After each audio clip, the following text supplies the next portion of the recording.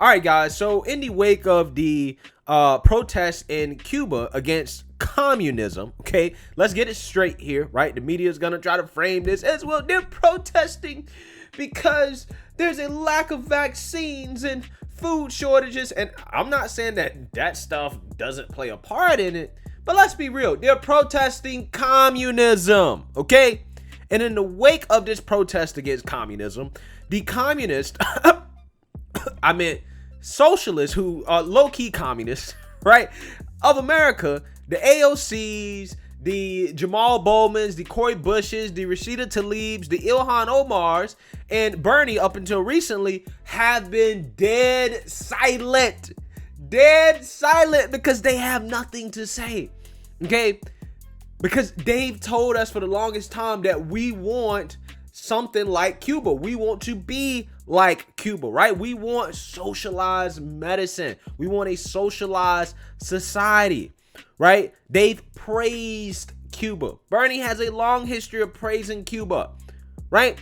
And now that they're seeing their dream world fall apart, they're saying that the actual people who live under this communism protest against it, they're silent, right? Otherwise, if this was any other group of people, they would be front and center talking trash, right?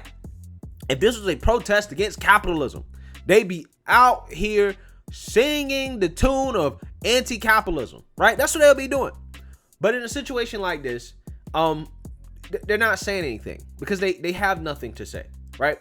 Now, the president of the United States, Joe Biden, up until this point, hasn't really had that much to say either, except he did recently come out and give a very, very, very weak statement on the issue. Take a look. Folks, I want to start by recognizing the remarkable protests that are taking place in Cuba, with the Cuban people demanding their freedom from an authoritarian regime.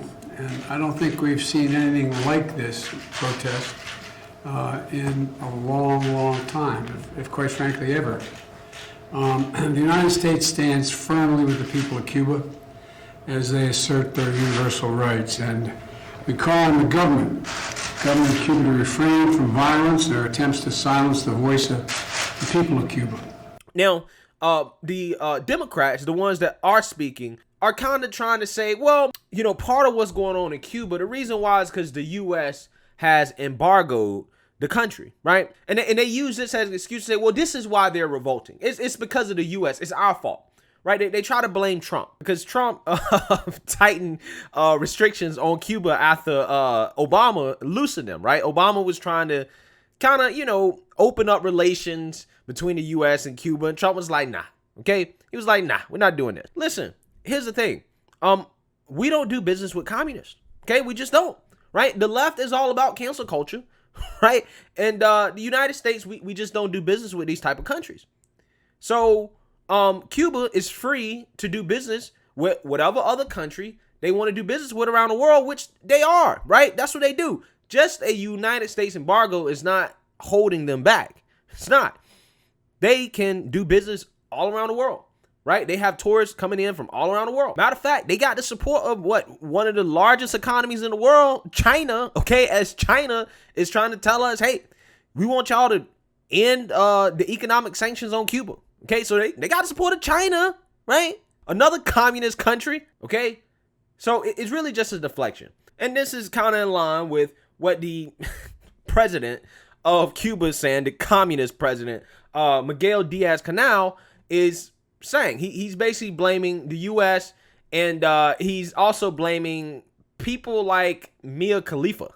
Y hay que ver aquí cómo en toda esta campaña acudieron a todos los youtubers y a todos los influencers que pudieron en redes sociales, incluyendo una determinada artista con determinadas características que empezó apoyando el bloqueo y parece que después la presionaron y terminó diciendo que yo soy un tirano, alguno de esos epítetos. All right, guys. So as you can see there, you know, that guy's all over the place in terms of passing the blame, right? And we've seen his regime get more and more kind of violent towards these peaceful protesters. We've seen one person be killed so far. We've seen people be arrested on camera. it's starting to get a little crazy, right? And in the midst of this, obviously there are going to be people that are going to flee to the United States. They're going to want to just leave.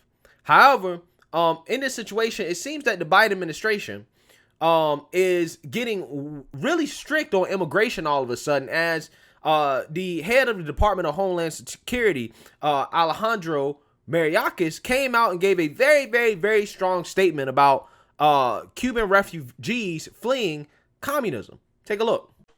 Allow me to be clear. If you take to the sea, you will not come to the United States. The time is never right to attempt migration by sea. To those who risk their lives doing so, this risk is not worth taking. Again, I repeat, do not risk your life attempting to enter the United States illegally. You will not come to the United States. All right, guys. So that's a very, very strong statement. Okay, he's unequivocally telling them, do not come, right? He's not leaving any room for the imagination, right? Unlike what the Biden administration did when it came to the refugees and the migrants from Central America.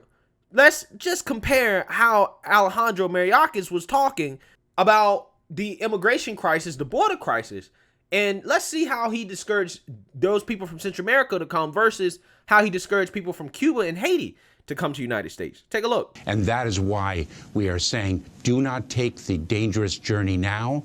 Give us time to build an orderly, safe way to arrive in the United States and make the claims that the law permits you to make. You've been saying don't come now, but that message does not appear to be getting through right now. So many seem to be responding to the president's promise that he would have a more accepting policy towards migrants. And you seem to be stuck in a difficult trap right now. But does the message have to be don't come, period? Well, I think actually we are do not come now. Give us the time to rebuild a system that was entirely dismantled in the prior administration. And we have, in fact, begun to rebuild that system. We reinstituted the Central American Minors Program that provides a legal and safe way for children to make their claims here in the United States under the laws that were passed unanimously by Congress many years ago. All right, guys. So as you can see there is a stark difference between how the Biden administration is treating refugees from Cuba, people that are fleeing communism, versus people that are fleeing Central America. Okay, what Alejandro Mayorkas is doing is that he told those from Central America, don't come now, right? Again, this is after the Biden administration basically encouraged all these immigrants to come to the United States, come, right? That's what they did. And when he came out and gave his statement, he said, don't come now, wink and a nod. We need to get our stuff together. And then you guys are just free to flood the border, right? That's essentially what he's saying. But again, when it comes to Cubans fleeing communism, all of a sudden, the dangerous journey across the ocean, that's a concern. It's too dangerous. Don't do it. Don't do it. Do not come. He didn't even give them an option to wait, right? He didn't say, wait till things calm down and then come, like he told the immigrants from Central America. He didn't even say that. And guys, you know, again, the irony here is that Alejandro Mayorkas, his family is actually from Cuba, right? His family fled Cuba during the Cuban Revolution, right? When the communists and Fidel Castro was taking over, okay, and leading a revolution against the U.S.-backed regime. His family fled. They left. They came to America, right? And now he's telling his own people, don't flee communism, which is what he did and his family did. Like, come on, bro. Like, what is going on? These Democrats literally don't care. They don't care. And guys, this goes to show just, again, another example of the hypocrisy from the Democrat Party, right? The reason why they're so hardcore against not having Cubans come, but we're soft on Central Americans, because they know that when Cubans come to America, because they're fleeing communism, they're going to vote red, right? they're not going to be able to get those people to vote Democrat. So they're like, oh, no, we can't have immigrants come over here who want to vote for Republicans. We can't have them vote red. We got to have immigrants come over here that want to vote blue, right? That's the difference in treatment. That's why they're treating them different. And guys, this just goes to show, like I told you, the immigration thing is all about votes.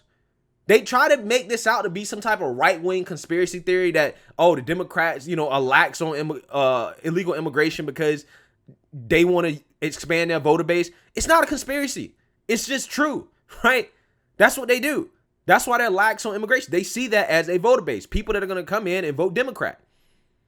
But again, when it came to the Cubans, people who are not going to come over here and vote Democrat because they want to flee socialism, they want to flee the direction that the Democrat Party is currently going in. Oh no, they're hardcore immigration. They'll probably build a wall around Florida, right? They'll end up building a wall around Florida. I guarantee you, Coast Guard funding will be increased for them. And like I said, where is AOC? Where are the Democrat Socialists of America that's supposed to be so pro illegal immigration? Aren't you supposed to be pro illegal immigration when it comes to fleeing countries that are corrupt, right? In which citizens are having a hard time at getting a better way of life? Aren't you guys supposed to be pro that, right? So why are you not coming out and criticizing the Biden administration for having such a strict illegal immigration policy against Cubans? Why are you not condemning the Biden administration for the overt discrimination that is happening? I thought you were supposed to be against discrimination, but they're not, right? They want what they want. They don't stand on any principles. And this situation right here, in terms of how the Department of Homeland Security Secretary is so quick to come out here and tell Cubans fleeing communism, don't come, unequivocally, but was soft on immigrants from Central America. Again, it just shows you what the Democrat Party is about. It's all about votes. It's all about them keeping power, period. And it's a damn shame to see AOC, the squad, and all them be so quiet in a situation like this because it doesn't fit their socialist narrative. So let me know what you guys think. Make sure you like, comment, and subscribe. Most importantly, share a Black conservative perspective. Peace.